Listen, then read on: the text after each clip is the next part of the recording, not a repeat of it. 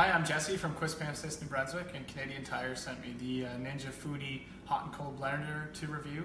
I've tested it out by trying out various functions on it, but today I'm going to show you my favorite one, which is the extract function.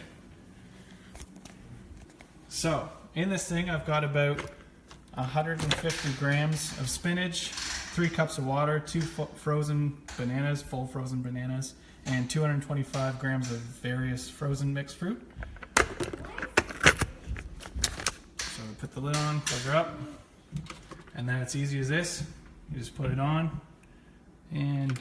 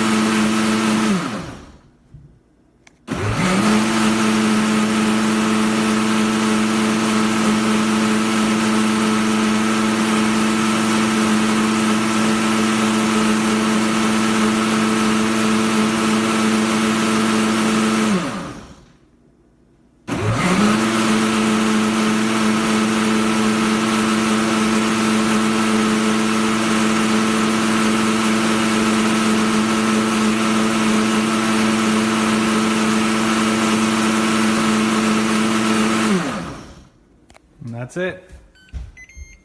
A smoothie turns out a great texture every time, and the kids love it. So that was the extract function.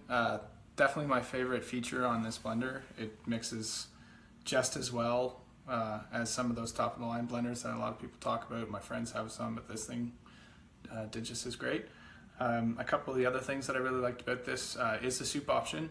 One thing I will say about it, for making hot soups, it's great for a family of 4 if you want just a cup of soup on the side, but if you want to make it a full meal, probably don't make it for more than 2 people because you're limited on space capacity.